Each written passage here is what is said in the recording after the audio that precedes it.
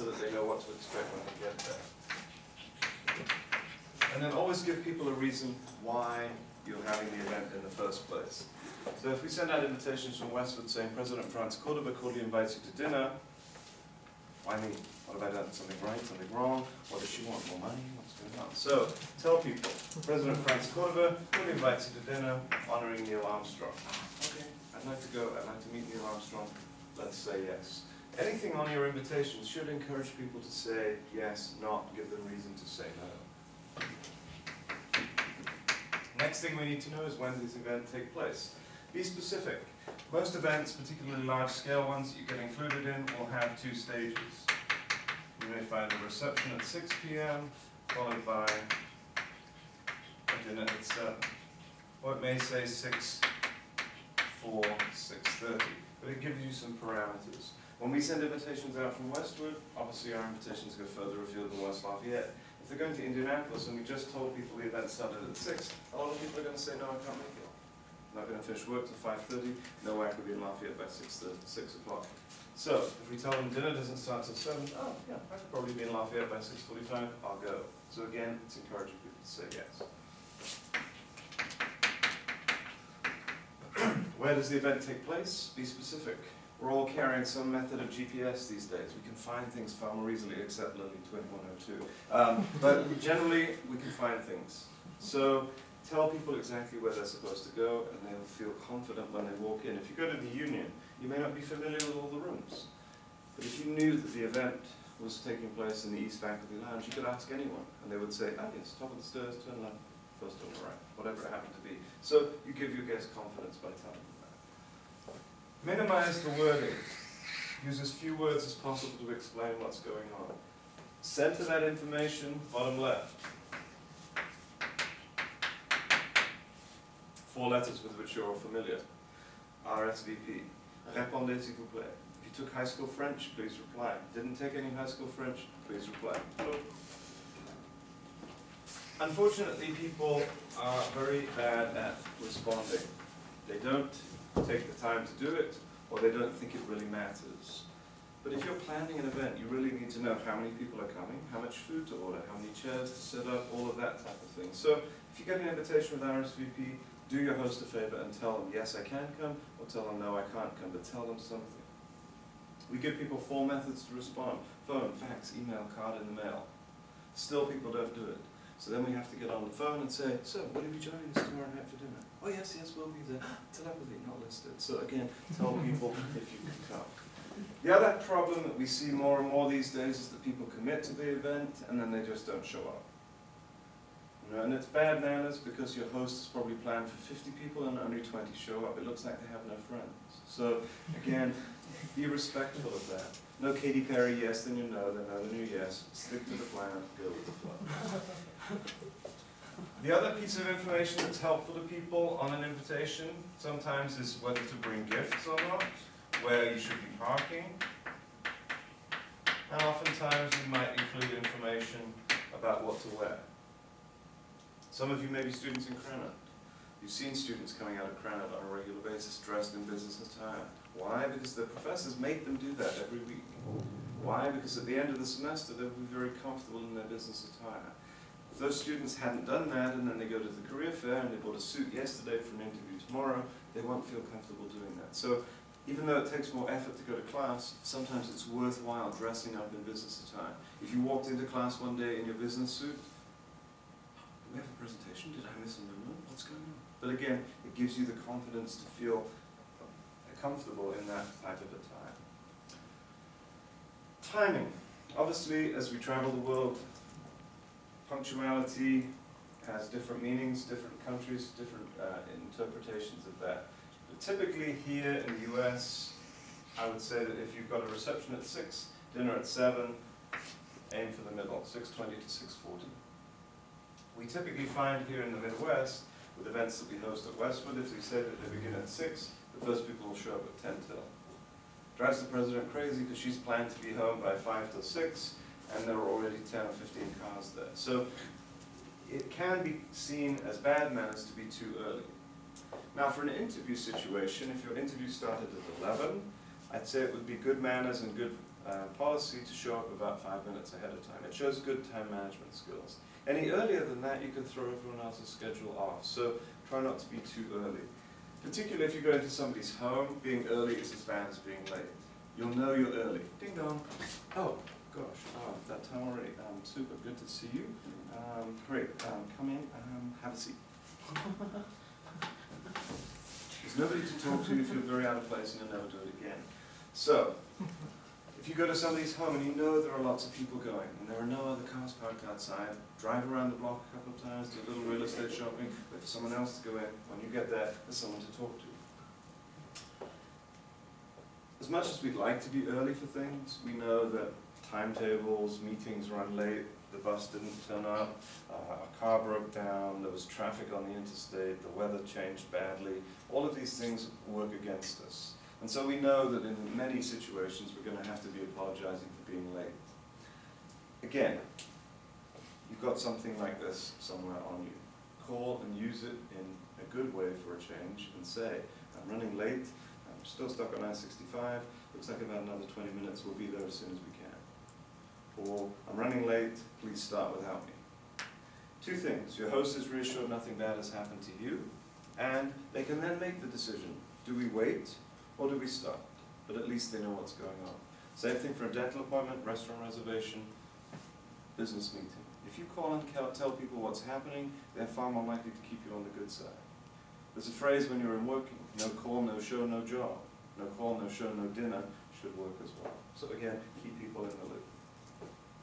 So, you've arrived many times, particularly large formal events. As you walk in the door, there's a receiving line and people waiting to greet you. Oh, good evening, nice to see you, good evening. Receiving lines are all well and good. They allow you to meet the main people very quickly, but they can take time. People misuse receiving lines. If when you walk into the room, you see a receiving line, go through it as quickly as possible. Nice to be here, good to see you again, thanks for including me in. Not, so how's the thing going? Good, good. Yeah, I'm really interested in your research. Yeah, yeah. Do you have time maybe next week to discuss? Half a minute, half a minute, half a minute. 100 people in line behind us, nearly an hour just to get us in the room. So move through receiving lines as quickly as possible. The method that we use at Westwood to make people move more quickly is called bait. And bait often comes in a glass. It says, come to me, come to me. So, door, receiving line, drinks in eye line of that so that the guests can see this and then move towards it. The unfortunate thing with humans is once they get what they want, they stop. I'm in your way? Who cares? So, my servers are trained to act like moving targets. They move to open space, guests fill open space. Server moves to open space, guests fill open space, and gradually we fill in the room. We shouldn't have to do that, but it's like working with lemmings. You just have to keep going. Typically when you have hospitality on offer, minimize the choices you give people. So we will offer a glass of wine, a glass of punch, and a glass of water. It's a quick, easy ABC decision. Anytime you go to an event where there's a bar, again, you've got time, you've got to wait to get to the bar. When you get to the bar, there weren't the choices you thought there would be offered, and so you've got to make decisions, slowing things down, and minimizing your opportunity to mix and mingle. When you take a drink, if it's got a glass with a stem, hold it by the stem. Generally take a beverage napkin as well, allowing you to put it down on people's furniture without making a mark. Plus, if you're a little nervous, you can dry your fingers off before you shake hands. Holding a drink in your left hand is a good sign. Generally, we're going to shake hands with our right, and if we're wearing name tags, they go on the right side as well, so when your eye follows your arm and comes to rest on the right side of the body. Typically, name tags, if they're pre-made, great. Put it on, part of your uniform every day. If you have to write them yourself, make sure that someone can actually read it. If you put on a name tag and someone still has to ask your name, what was the point? The other problem is often people will just put one name. You're the Anthony, I've always wanted to meet you. Are you sure? Which one am I? So again, tell people who it is you are. There's nothing wrong with giving them all the information that you need. But write it clearly, put it on the right side. You may always want it to be an undercover agent. This isn't going to help anymore. Nobody's going to come along and say, hi, how are you? So, now, this does nothing for your appearance. And there's no book on style that says, yes, the perfect accessory for this outfit is going to be a stick-on piece of paper. So, if someone is taking your picture, take the name tag off, smile for the camera, and then after that's done, retrieve the name tag and put it back on as well. Because if someone sends you a picture of that event, you greeting the president, you meeting Neil Armstrong, you meeting whoever it happens to be, and you put that on your desk, you don't need it to say geek on it. So again, name tags don't do anything for you. They are useful, but they don't necessarily look good. Okay. Yes, sir. Would you do the same if you had the gold pen? Would you take it up? On the right. Yeah. Yeah. I still take mine. Okay. Yeah. Try and sort of tell the president. So, yes. So, your drink is in your left hand, your right hand is free to shake hands. Practice your handshake. Have a good handshake. Handshakes signal a lot of information about you without really necessarily realizing it. So, make sure that your handshake is warm, pleasant, dry, something you'd like to do again. If it's limp, cold, damp, strange, that information is sort of added to your repertoire, and it's not necessarily a good thing. Another problem is often people are too far apart, and all you get is fingers. It's very hard to shake fingers. Both of you go, yeah, it didn't work, did it? Okay. So step into a handshake if necessary, and then step back out. But do practice it. Make sure it's pleasant and something that is a good signal of your abilities. During a reception, even if they've provided them, resist the temptation of sitting down. Once you've sat down, you've pretty much anchored yourself in one place. You're now saying to people, if you'd like to talk to me, you come here. You can see people, you can't talk to them, so you've lost out on that opportunity. So typically when we plan receptions, we minimize the furniture, allowing people to move around the room. If you're acting as a host, you've got an eye on the door. Oh, would you excuse me, I see Dr. Cordoba just arrived. Oh, would you excuse me, I need to go and find da-da-da. And you've got a reason to keep moving around, making sure everyone's happy. During receptions, we often like to add a little bit of food, appetizers, hors d'oeuvres, things to sort of enhance the appetite and maybe offset the effect of the wine if necessary. Two methods of getting those to you. Often you'll find a buffet. Buffets are all well and good, but buffets act as magnets. People get to them and they stick. Surprisingly, it was for everyone in the room, not just you, so take some food and move away. If you've done that, you've probably now armed yourself with a plate. You've got a plate in this hand and a glass in this hand. If someone comes up to you and wants to shake hands, what are you going to do? Shake plates? So, practice, before you go, being able to hold everything in one hand. So you've got your fork, the plate, your napkin, and your glass. You take something to eat, take a drink, use the napkin, and most of the time your right hand is still free to shake hands. This also shows that you can multitask. You can carry on a conversation, look good doing it, and eat and drink at the same time. Many receptions you go to will not have tables. In our HTM major where I teach, there's a Marriott Hotel Corporation hosts a reception in Chicago every May, and they will host very nice food, nice classes, silver, everything, but no tables. They're looking to see if the students can handle this situation and carry on a good conversation. But do practice. Your roommates might think you're really strange walking around eating, standing up. But if you all go to the same reception and roommates like, that's okay, then you win. Generally at Westwood we try not to do the buffet situation. I will have my servers come around and offer you food where you stand, from a platter. In that case you don't have a plate, but you need to pretend as if you did. So from platter to imaginary plate to mouth. So 1, 2, 3. Not 1, 2. Look at appetizers. Sometimes they're very delicately garnished. They like to fall apart, they like to drip, they like to dribble. So look at it and think, can I eat it neatly, cleanly, easily? If the answer is no to any of those questions, simply say, I think I'll pass. You don't have to be wearing it, you don't have to be standing in a circle of pastry crumbs, you don't want to dribbling down your chin, stuck in your teeth. So don't give yourself more work than you have to. Some appetizers bigger than they should be. A whole egg roll may be offered to you. Yes, it would fit in one go, but should it? No. Because the moment you stuff the whole thing in, that's exactly when someone's going to come and say, have you met? Choke on it, spray them with it. Things on sticks, very easy to pick up. But you now own the stick. A lot of people will try and put it back on the platter they just took it from. Some people like to reuse it. Some people tuck it behind the ear for later. Some people carry on the conversation with the retainers now. Other people don't know what to do with it, so they just throw them on the floor. It shouldn't look like we had a miniature bow and arrow fight before dinner. So again, take it with you, tuck it in a napkin, throw it in the receptacle accordingly, or don't take the things with sticks on in the first place.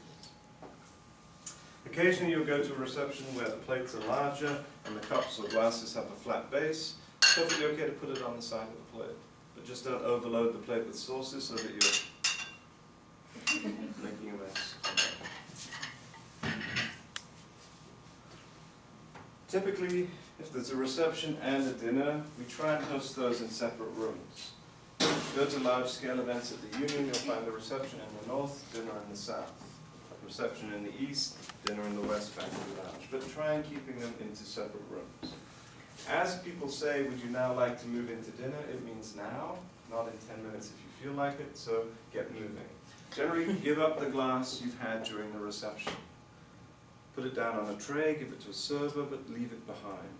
If you're seen walking into dinner clasping a drink, some people might think you need that drink to get through the rest of the event.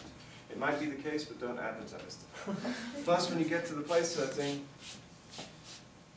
you can't help but make it look untidy, so again, leave it behind. If you haven't finished your drink, it's perfectly okay to put down a half-finished drink. It's not your 21st, it's not Harry's, you don't have to chug everything inside, put it down. If you have finished it, put the napkin beneath it, beside it, but don't stuff it. Where are you going to sit? Many hosts go to a lot of trouble deciding who is sitting where. They need the president of the organization to sit next to the potential donor. They need the secretary of the organization to sit next to the treasurer. They need a potential faculty member to sit next to a key graduate student on the search committee. And the only way we can do that is to physically tell people where to go. As human beings, we gravitate towards people we've met before. It just feels safe. It's like walking into class on the first day of the semester. Someone I know. We all do it. It's comfortable. It's easy. It doesn't require any effort on our part because we're sitting next to someone we've got something to talk about. And that's all very well socially. But in business situations, you may have done business with this person on the far side of the world, the far side of the country, the far side of the town, but you've only ever talked by phone or by email. And so your ability to meet them, make them feel comfortable, welcome, relaxed, and get things moving is a skill. So when you do go to events, force yourself into saying, I'm going to sit with someone I've not met before and make myself work to make a new contact. Because in business, that's many times what we have to do. If there are no place cards, do your best to organize people with the best conversation flow. Current students and alumni, alternate them. Current students, potential employers. Again, alternating them makes for the better conversation. When you get to the table, generally stay behind the chair. Rest your hands on the back of the chair if you must. Don't play with the chair, because one day it'll land you on the floor. In order to start people sitting down, sometimes you need to give them a hint. One of those hints would be pull the chair out, they step in, you slide the chair behind them. Other people will see that happening, and they will also sit down. If you're going to help someone with the chair, pull the chair out, they step in, you need to slide the chair behind them. Don't just pull the chair out and walk away with something and land on the floor. Don't push the chair so far in they can't move anymore. So somewhere between those two. Now these chairs slide nice and easily. Sometimes that isn't the case, so you may actually have to use a little lever action with your knee. Make sure your knee's in the back of the chair, not the back of the guest who gets a kidney from. When you sit down, do yourself a favor, particularly if the table has a tablecloth. Put your hand in front of your knee and push your hand under the tablecloth. If your hand doesn't find the table leg, it's unlikely your knee's going to find it either. But if you don't do that, you sit down and bang, oops, sorry. And then you stand up and sit down, bang, oops, sorry, they'll think you're really stupid. Bring yourself in close to the table. Sit as perpendicular to the table as you can, both feet flat on the floor. Sitting upright makes you look alert and interested. Plus, you're minimizing the distance onto which you can spill. If you sit back, Now your server has to have 4-foot long arms to reach around you, plus you look like you're not that interested. So again, stay standing, sitting straight looks good. First thing you're going to do when you sit down is put the napkin on your lap. Typical napkin, either in the middle of the plate setting, in the cup, in the glass, but somewhere on the table. Get it off the table onto your lap. Typical napkins are going to be about 18 inches square. If you go to somebody's home where they're using heirloom linens from a grandparent, you might find that the dinner napkins were a lot larger. They used to be this big, so they were only unfolded halfway. Even though they are now smaller, still unfold it halfway. Across the middle here, across the middle, here, but have the open side towards you on your lap. That way when you do use it to wipe something with your mouth, use the inside and the marks don't show to other people. Some people like to go overboard with the protection. This will keep you spot free. If it's a job interview, job free as well. It's not going to impress anyone. Do you think you're going to do battle with the food and the food's likely to win? So again, don't do that. Another habit favored by men is tucking the napkin in. Guaranteed it's never going to slide off my lap. Never going to have the server say, you certainly dropped your napkin again. But I will forget that I've done it, I'll get up to go meet some people on the far side of the room, and I have a kill. Or, once in a while, I'll tuck this in by accident, and I'll take the whole thing with me. Best plan, keep going. Now, when we first sit down, obviously meals vary from place to place, country to country. But there are two main styles of dining, one of which is the a la carte.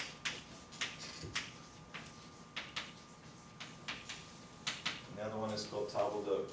A la carte, you're given a menu, you choose the food, we'll bring you the silverware that's appropriate for the food you've chosen. Table d'hôte, you sit down,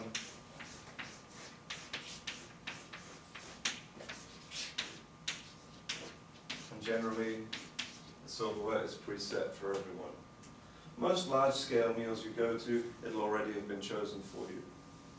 It just takes less time, it means we can move the meal on, and we know to order when we get our RSVPs how many plates we need. Typically you won't find more than 4 courses worth of silverware on the table at any one time. As you know, as you travel, many countries have different philosophies about the number of courses. You go to France, 5's basic, 7's normal, 9's not uncommon. There's a restaurant in Chicago, some of you may be familiar with, called Alinea. 2 choices at dinner, 11 or 22 courses. But you're not going to find 22 forks. There just isn't space, we don't have that much silverware, so we're going to bring you the silverware as and when you need it. Typically with a place setting, you start at the outside and work towards the middle. So, in this particular case, we have a spoon on the outside right, generally a soup. When things are served to you, they're going to be served to you from the left. When they're cleared, they're going to be taken away from the right. Do the server a little favor as they bring you something, lean slightly. When they take something away, lean slightly.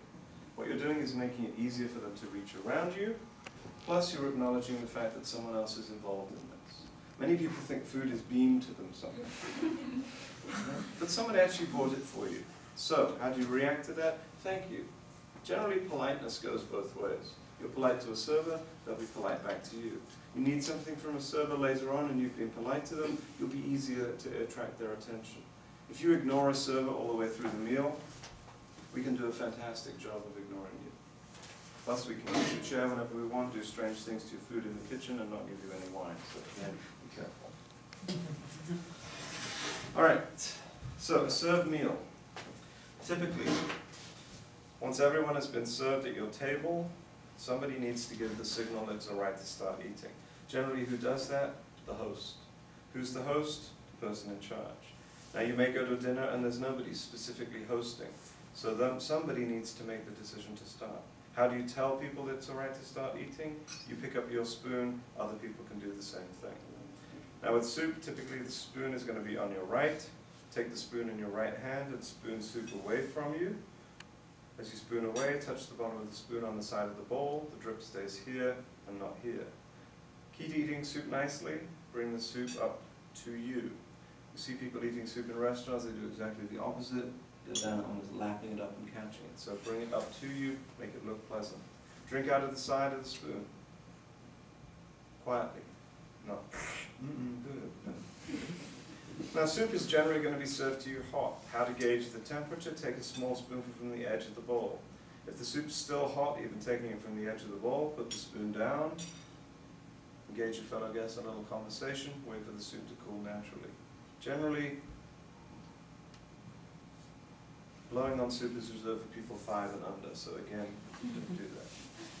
As you get to the end of the soup, tilt the bowl away from you, pulling the remaining soup. Take last delicious mouthful, even if it's great soup.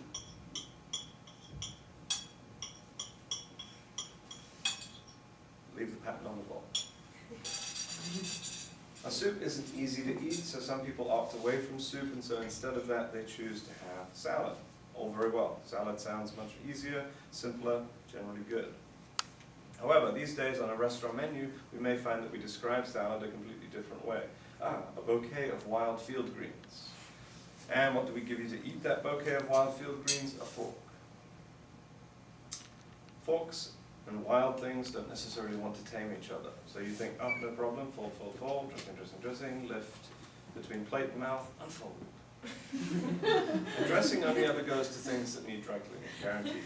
If you're wearing a white shirt and you took the raspberry vinaigrette, everyone, see you like the raspberry vinaigrette. So at Westwood, we always give people a salad knife as well as a salad fork, allowing them to cut things into easy to manage pieces, making sure it's anchored well on the fork before they transfer it to the mouth. It's taken care of. But in order to save on silverware, a lot of people will not give you that second knife. But you do have a knife there for the entree. It's your knife, you can use it for whatever you wish. If you want to cut something to smaller pieces, by all means use that, but then it must stay on the side of your plate. You can't go back onto the table, and licking doesn't count, so it's going to stay there. Now when the server comes to take away your salad plate, they may say, please keep your knife. In which case you can either put it onto your bread plate, or in last resort you can rest it on the tines of the entree forks, keeping the blade elevated. Salad, while it sounds simple, can also cause some problems. Little things like cherry tomatoes, you hit it right, pshing, off it goes. You hit it wrong, out comes the juice. Croutons, pshing, pshing. So again, look wisely, act carefully. Onion rings, delicious, yes, but you're interviewing all afternoon, you don't want to eat the onion ring. The interviewer doesn't need to know you had the onion, so again, think about those type of things. Now many places, in order to speed things up, will have the preset salad, so when you sit down, the salad is already there. Generally a preset salad, no dressing.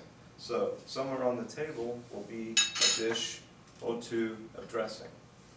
Generally the person who's closest to anything initiates passing that without being told to do so. So even if you're the guest of honor, you need to start moving that on as quickly as possible. Because you're the guest in this situation, but if I'm looking to hire you, I'm also looking for your hosting abilities. And one of those is easily recognizable in the fact that you look after other people. Here's the dressing, here's the salad. Those two things would go really well together. I bet everyone would like some. I know I should pass it around. Rather than waiting to be told, could you pass the dressing? Could we have some bread? Could you pass the butter? All of these things say to me that you're someone that I can trust to act as a good host if I send you out as an ambassador for my organization. So pick up everything, the plate, the bowl, the spoon, and offer it to the person on your right. If that person offers it back, you can take some, but still send it off around to the right. When it comes back, put it back down onto the table. If there's more than one type of dressing, but the first one that comes to you is not your preference, pass it on and then wait for the next one to come. Sometimes, because we don't know how many people have RSVP'd, we may have empty spaces at the table. If there's an empty space next to you and then a guest, your arm length and their arm length can easily bridge one gap. If there's more than one space, you may actually physically have to get up from the table and bring that round to make it easier for other people. Other things that need to be passed at the table, the bread basket, the butter dish, all of those things need to be sent around. Pick up the bread basket, open the napkin, offer it. If it's offered back, take it, send it to the right. Where does your bread plate go? It's always on your left side. Easy way to remember that, to make a B with this hand. D for drinks on the right, so B for bread and D for drinks, generally get it right. Try not to let the interviewer see you do that. Right? Otherwise they may think you have L&R written on your socks. So, in an ideal world, we put the bread plate nice and easily accessible next to the side of the table. But because the American place setting includes a cup and saucer, that takes up that space. So the bread plate actually moves to the top of the forks, but it's still going to be on the left side. Ideally, you'll be given a butter spreader. Even if it looks like a knife, remember that you never actually cut bread. You're always breaking bread with your fingers, tearing off a small piece, taking a little bit of butter, applying it to that piece only, eating that piece, breaking it, butter it, eat it, break it, butter it, eat it. If you see people cutting the bread, then it's whole thing, making sandwiches for people. Okay. Beverages. Now many meals come including wine. Wine and food go well together. The marriage of food and wine is something we should celebrate. Some of you may have an opportunity here to take the FS 470 wine class. Monday nights, the wine tasting class, 400 people, a very good opportunity to take an elective that will be useful to you at some point. Wines come in many different shapes and styles, so do wine glasses. Typically a white wine glass is going to be smaller than a red wine glass. A white wine glass is going to be closer to you when you first sit down. As we move through the meal, the wines get heavier, so we move to the reds. Quite likely that you'll be given a pre-poured glass of water. You can drink from that at any time. The thing to remember is to ration yourself through this. When we have students who come to Westwood for dinner, we'll often refill the glass and then boom, gone. Refill, boom, gone. Refill, boom, gone. I think it's because everyone's used to the discount Dan on Chauncey Mall and the big gulp free refill Dan pops. 64 ounces of liquid. Here, 12 ounces, boom, gone. Easy. But the problem is that if the servers have got a lot of work to do, they aren't going to be able to refill your glass constantly. And if after the servers leave the room, you've got nothing left,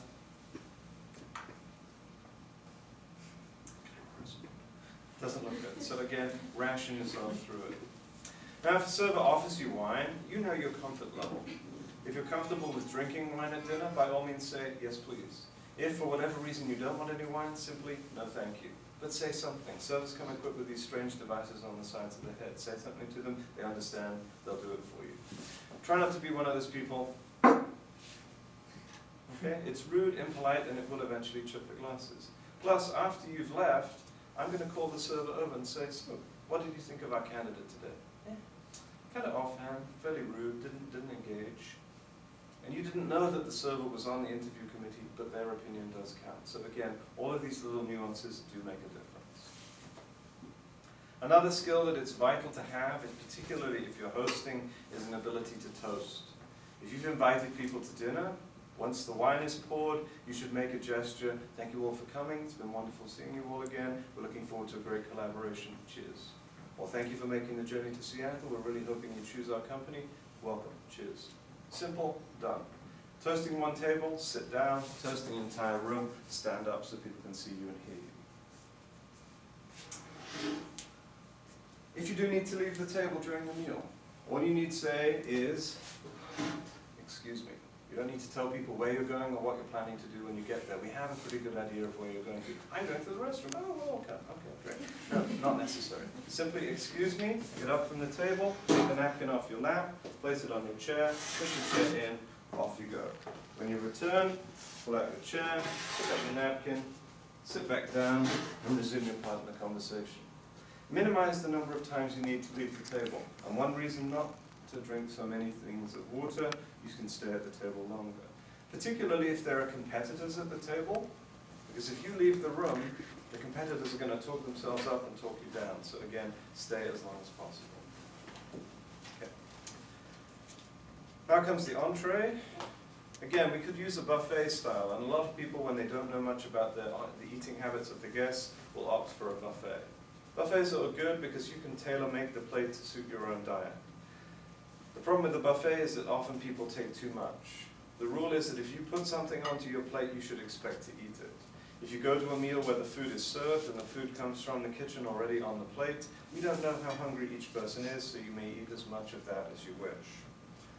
Two main styles of holding silverware, the American style and the European style. European style first, knife in the right, fork in the left, invert the fork, hold the food, cut the food, assemble the fork full, and eat. The fork staying upside down the whole time. So hold, cut, assemble, eat.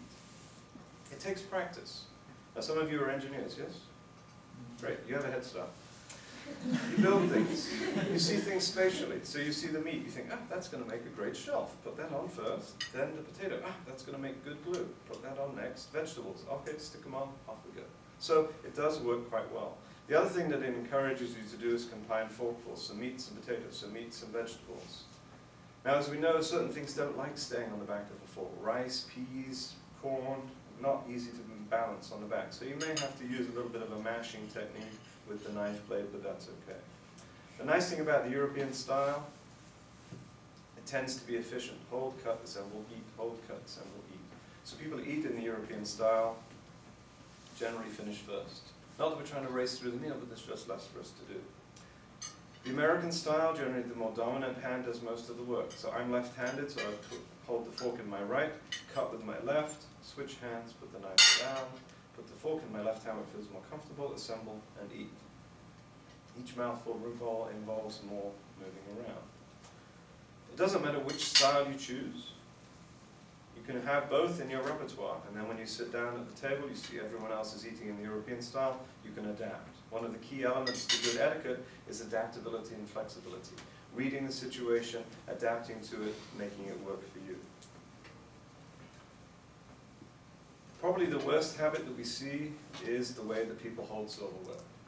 Somehow people think a Harry Potter invisibility cloak descends over them when they eat and nobody can see them. And that's unfortunate because unfortunately we have to sit across the table from them.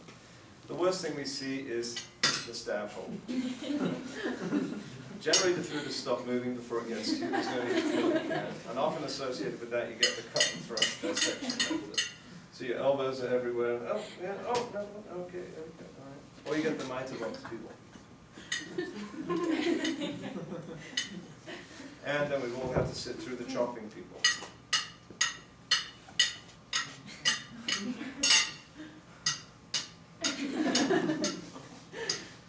I shouldn't hear me eat, you certainly shouldn't hear me eat, so do it quietly.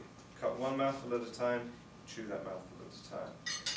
Combine forkfuls, try as many new foods as possible. When you first sat down, you looked at the menu, haven't had that before. This will be a chance to try it. Because the more foods you're comfortable with eating, the easier it's going to be for you to accept an invitation. You don't want to have a reputation as a picky eater, because guess what? In time, the invitations will slow down. People just don't want to be bothered. Now, there are certain things you can eat, don't eat, can't eat, won't eat. You're allergic, for religious reasons, whatever, that's your choice. When you RSVP to an invitation, tell your host that I prefer a vegetarian entree, I don't eat beef, I'm allergic to shellfish. I can plan ahead. Ah yes, we've got 3 people who don't eat meat, 2 gluten-free, and 1 lactose-free. I know ahead of time I can plan for that. Because if I put the food down in front of you and say, oh, by the way, I'm a vegetarian, by the way, eat the vegetables. I'm not necessarily going to have time to rush off and make you a special meal. So again, try as many foods as possible. Because halfway through the interview, particularly if it's a mid-morning and it's getting close till noon, oh, it's getting close to noon. Do you have time to stay for lunch? Anything that your interviewer says to you that encourages you to spend more time with them is a good sign. If at that point you say, yes, but what if it's not pizza? This isn't good. So again, expand your horizons, be comfortable eating a lot of different foods. In between mouthfuls, put the silverware down. It'll help you pace yourself through the meal. A lot of people, particularly at the interview meal, are nervous. Now I can answer your questions. Life's not going to happen that way. People are going to ask you questions at inopportune moments, generally just as a mouthful of food is on its way in. Keep going.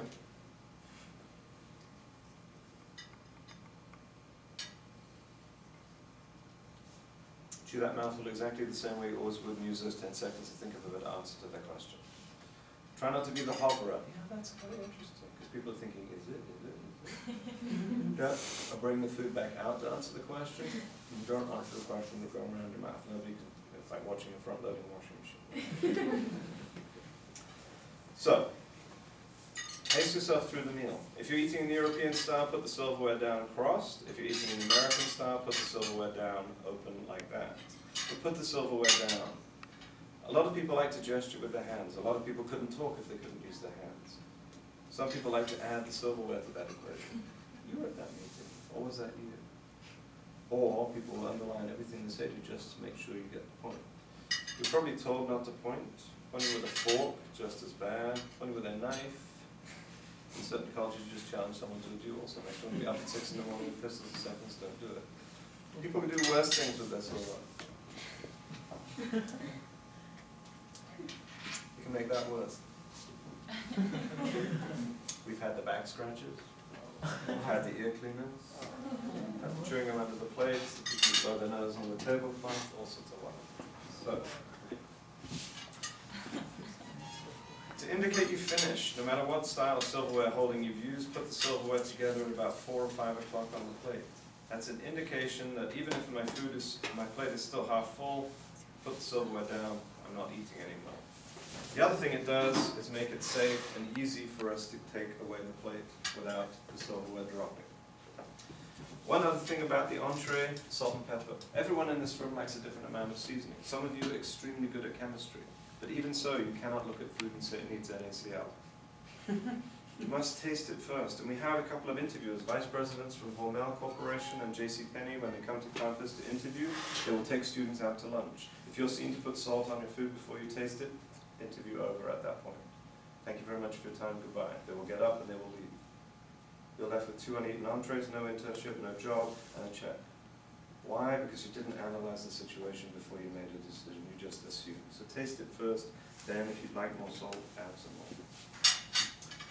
Unfortunately, a lot of people have looked like they were abducted by aliens and just abandoned the silverware on the plate. A, we have no idea whether you finished, and B, that's going to happen. So again, make it easy for us, make it easy for you. After the entree plates go, bread and butter plates go, bread baskets, butter dishes, salad plates, salad dressings, salt and pepper. Everything to do with the savory course of the meal, out of the way.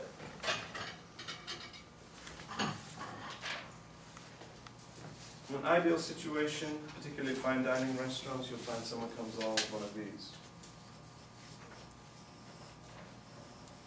Neatly, cleanly, tidies up the table for you. That also signals that it's all right for you to put your hands onto the table. Generally, when there's a plate there, hands are off. When the plates are gone, you may rest your hands on the table. Generally, halfway between wrist and elbow is about as far as you go.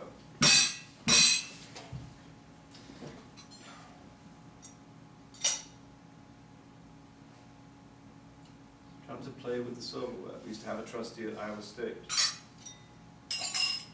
Things everywhere. You could only give them 2 pieces of silverware at any one time, otherwise they would just go missing.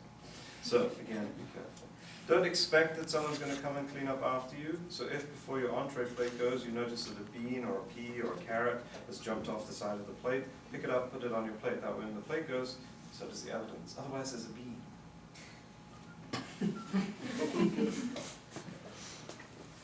Dessert, again, varied styles, varied types. Ideally, if you've got 2 pieces of silverware, use both. Hold with the fork, cut with the side of the spoon. A piece of pie, a piece of cheesecake, you can hold and cut. The side of the spoon is surprisingly sharp. If you push, pshing, off it goes, it's not good. Plus, that last blueberry or raspberry that you're chasing around the plate and it is not going onto the fork. You think nobody's looking, I'll hook it on with my finger. Guess what? That's when we were looking. So again, because you never know when someone's going to be there with a camera or someone has got their FaceTime playing. You don't know whether you're going to be viral by lunchtime on YouTube. And you don't want to be that person. So again, be aware of the fact that people are always watching. You may serve hot drinks at that point, tea or coffee offered to you. Again, yes please, no thank you, polite. Not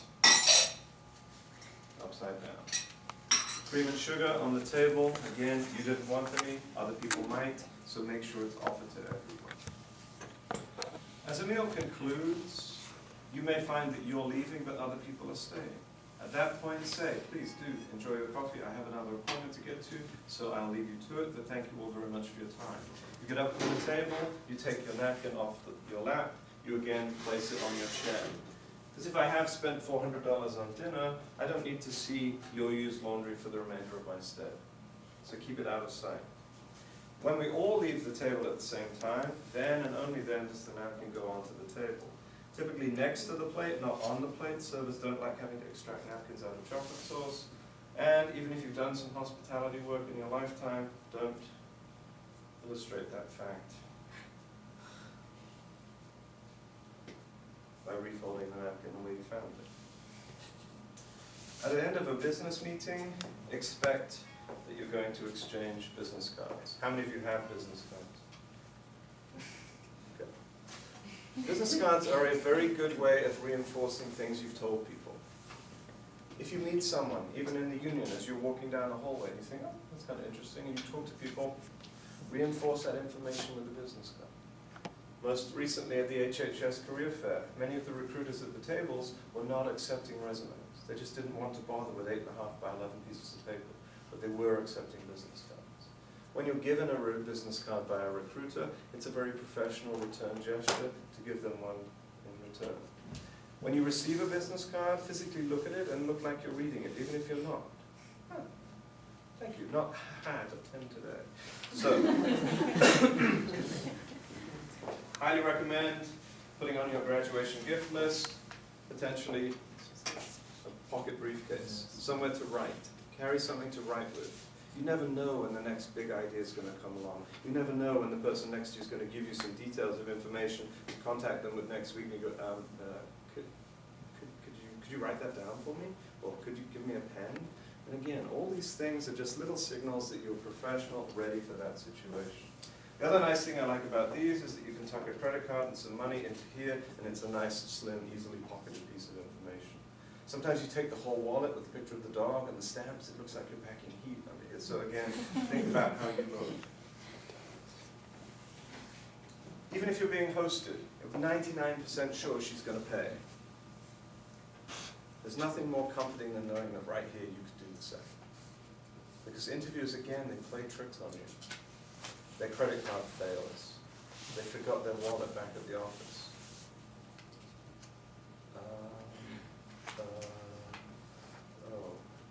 Again, what are you going to do? You step in, let me take care of it. Yes, it's all a trick. They're going to reimburse you afterwards, but they wanted to see if you had the wherewithal to take care of that situation.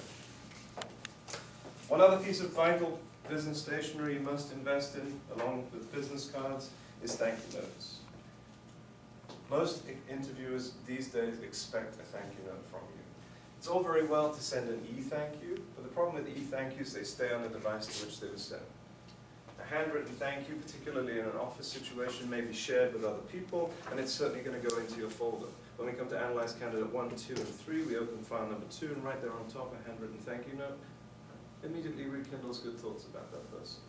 Thank you notes don't need to be a book report.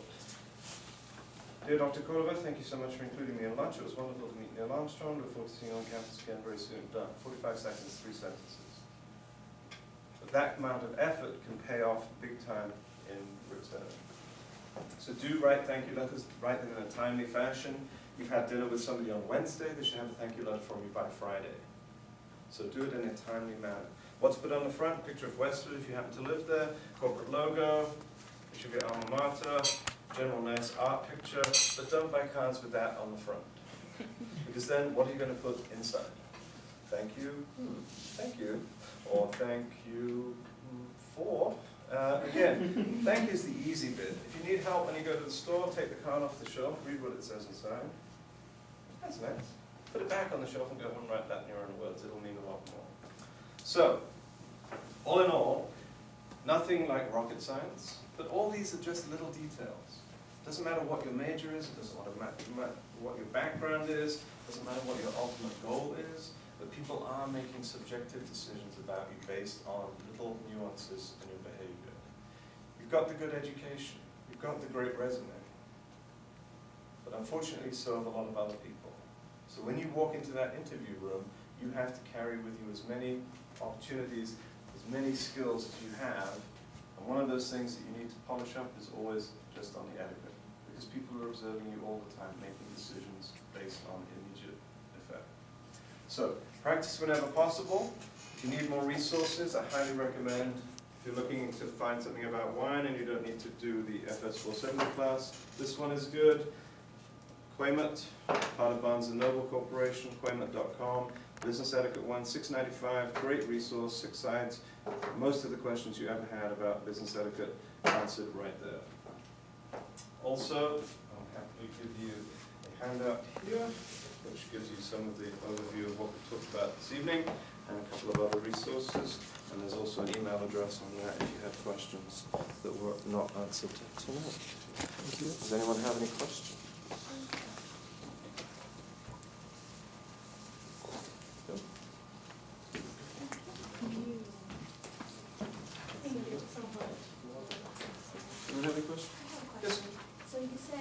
know how guys who say have a little pocket inside. What about women? Right to profit run and have themselves, that's exactly. No, but if you're looking for business these days, at least find a pocket maybe on the side that's, and sometimes when you open the flap of the pocket, it's sewn up, but you can actually cut the sewing, so it's still then functional.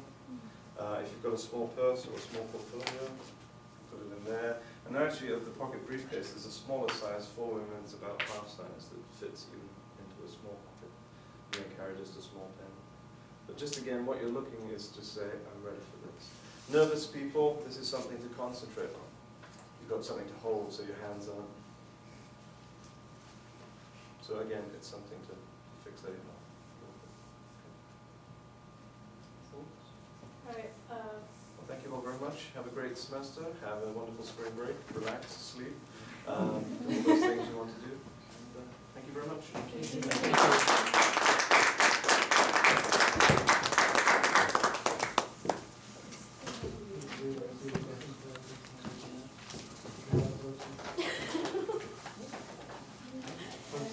I